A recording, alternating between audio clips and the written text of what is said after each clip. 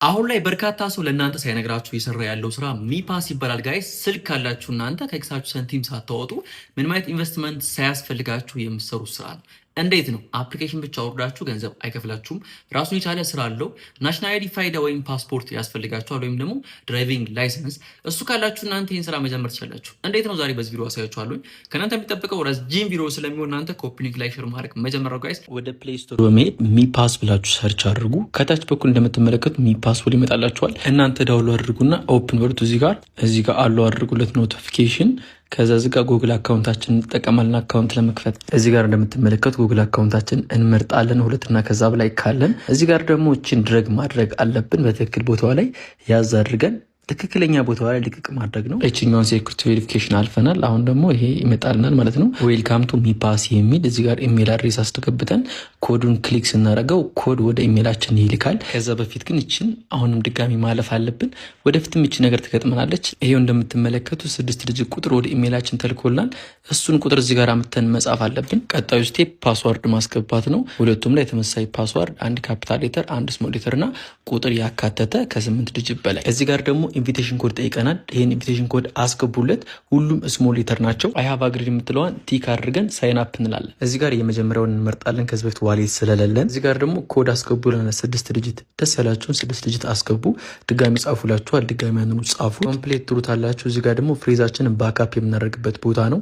ወረቀትና እስክሪብቶ ያስፈልጋችኋል። እዚህ ጋር አግሪድ አድርጉና አይ አንደርስታንድ በሉት። እዚህ ጋር ፍሬዛችንን ያሳየናል። ይሄ ወሳኝ ነገር ነው። የአይን ምልክቱን አንድ ጊዜ ክሊክ ስታደርጓት ያሳያችኋል። ወረቀት ላይ በቅደም ተከተል ምንም ስፔሊንግ ሳትሳሳቱ ጻፉት። ቀጣይ አይ ሃቭ ባካፕ በሉትና ባካፕ ኮምፕሊትድ በሉ። በስርዓት በቅደም ተከተል መጻፋችሁን ለማረጋገጥ ወርድ 6 ወርድ 5 ወርድ 4 ላይ ያለው ፊደል ማን ነው ብሎ እዚህ ጋር ይፈትናችኋል። እሱን ወረቀታችሁን ያያችሁ መልሱና መጨረሻ ላይ ኮንፊርም በሉት። አሁን ደግሞ ዋሌት ኔም እናስገባለን። ደስ ያላችሁን ስም አስገቡ። እኔ ለምሳሌ ኤቢ ነው ያልኩት። ደን ስታርት ዩዚንግ ሚፓስ ኮንግራትስ ትባላላችሁ። እዚህ ጋር ክሌም ነው በሉት።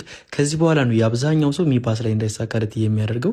ሰው እናንተ እዚህ ጋር ቬሪፋይ ነው በሉና በደንብ ተከታተሉ። ካንትሪ ከላይ ኢትዮጵያ ምረጡ። ከታች በኩል ደግሞ ቲክ አድርጉና ስታርት ቬሪፊኬሽን በሉት። እናንተ እዚህ ጋር በደንብ ብርሃን ያለበት ቦታ ላይ ሁኑ። ስካን ያደርጋችኋል። ፊታችሁን በደንብ ወደ ካሜራው ጠጋ በሉ። አይናችሁን ጭፍን ግልጥ አድርጉ ይላችኋል። አችሁንም እንደዚህ ጋር ክፍት ግጥም ወደ ቀኝ ወደ ግራ መዞር ምናምን እሱ አድርጉ የሚላችሁን ነገር አድርጉና ጨርሱ። ይሄን ከጨርሳችሁ በኋላ እንደዚህ አይነት ምልክት ይመጣላችኋል።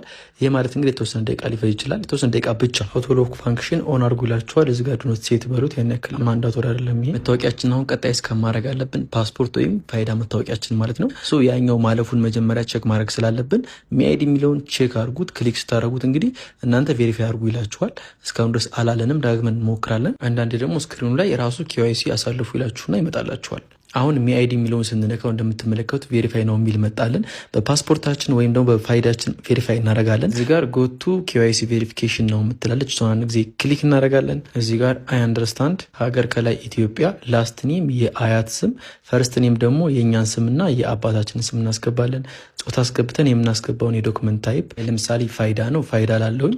ፓስፖርት ከሆነ ፓስፖርት፣ ድራይቪንግ ላይሰንስ ከሆነ ድራይቪንግ ላይሰንስ። እዚህ ጋር ደግሞ አይዲ ነምበር ለናል። ፋይዳ ከሆነ ለምሳሌ 16 ዲጂት ቁጥሩን እናስገባለን። ፓስፖርትም ከሆነ ልክ እንደዛው። ይሄ ከተሳሳተ ከመታወቂያው ጋር የተለያየ ስለሚሆን ሪጀክት ይደረግባቸዋል። ይሄ እንዳለቀ ቴክ ፎቶ የምትላለች እሷን ክሊክ እናደርግና የመታወቂያችንን ከፊት ለፊት በደንብ ብርሃን ያለበት ቦታ ላይ እስካን እናደርጋለን። መታወቂያችንን ጀርባ ልክ እንደዙ። እሱን ከጨረስን በኋላ እንደምትመለከቱት መታወቂያችን እንደዚህ ይታየናል። ሶ ይችን ቲክ አድርገን ኔክስት እንላለን። ይችን እንደተለመደው እናልፋታለን። ከዚህ በኋላ ኬዋይሲ ቬሪፊኬሽን አንደር ኮንፊርሜሽን ይለናል። ከመጀመሪያው ሰዓት ጀምሮ እስከ 24 ሰዓት ድረስ ሊፈጅ ይችላል። ቪዲዮችን በጣም ስለረዘመ እንዴት ነው ሰው የምንጋብዘው፣ እንዴት ነው የሰራ ነው የምናወጣው የሚለውን በቀጣይ ቪዲዮ እሰራለሁ።